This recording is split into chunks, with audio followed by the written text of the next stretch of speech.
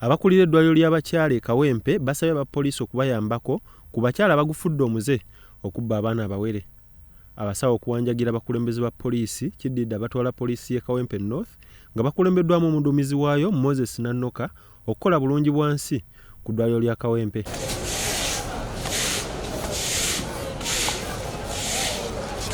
Era benyigidde mu kusitula eddagala okuva mu mmotoka okuliteeka mu tterekero ly'eddwaliro lino.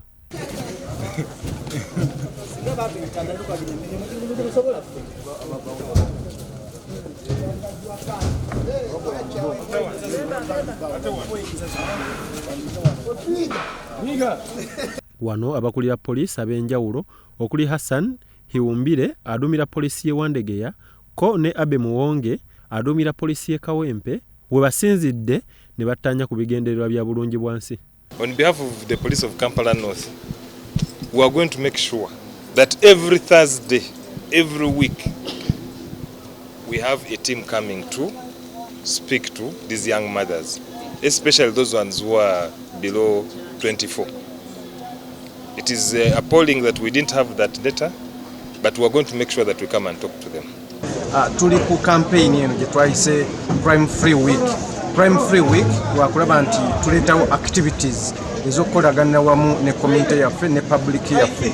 Era ng'ewalaba juzi twali nga tugogola nga tukiriininga Karwere Market mu Wandegeya, era olwaleero tuli Kawempe wano ku ddwaliro ery'abakyala. What we are doing is to make sure that we bridge the gap between the wananchi, abantu ba bulijjo ne police. Era kati ssaawa zino tunyuminze butto enkola yaffe wakati wa police n'omuntu wa bulijjo. Tetugezaako okulaga nti ffe nga police tuli ready okukolagana n'omuntu wa bulijjo. Era naawe omuntu wa bulijjo tukusaba nti kwatagana naffe okulaba nti tukolagana ate nga tumalawo obumenyi bw'amateeka. Moses Nannoka agamba basazeewo okukwatagana n'eddwaliro ly'abakyala olw'ensonga nti balina enkwatagana ey'enjawulo n'abatwala eddwaliro lino.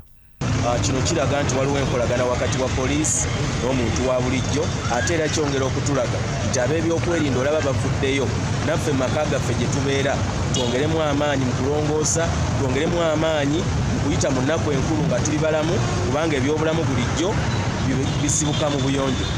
Mutesi Elizabeth akulira eddwaliro ly'e Kawempe awanjagidde poliisi okubeera obulindaala eri abakyala abaddukira ku ddwaliro lino ne baagala okubba abaana.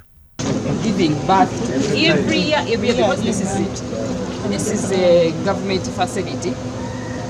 They don't pay, but they think if they are getting pregnant and coming to hospital, they'll deliver. But they live at home and they have no job, and then crime will increase. Okay. So we do antenatals on Tuesday, Wednesday, Thursdays. Thursdays below 24 years.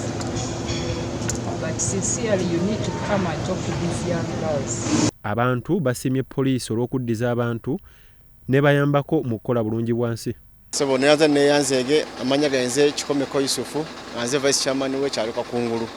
Wano nange wendi ninawo omulwadde ali waggulu eyo, omukazi wange ali waggulu eyo bamujjanjaba. Nsanyuse nnyo natukyewunyiza nnyo kulaba nga tulaba ku poliisi buli mayinja gonna Kawempe n'emulirwano nga bazze okubeera bayonja ku ddwaliro lyaffe n'okusomesa ebyokwerinda kuba ebbanga lye tulimu si ddungi. Kino batulaze nti balina kye batandiiseewo okukola ekisobola okututaasa, era kitulaze nti gavumenti etandise okufaayo ate batandise okulaba kiki ekiri supposed okolebwa. Byawandulu Bone akuyita mu Vision Night nga 31 December ku Canaan Land.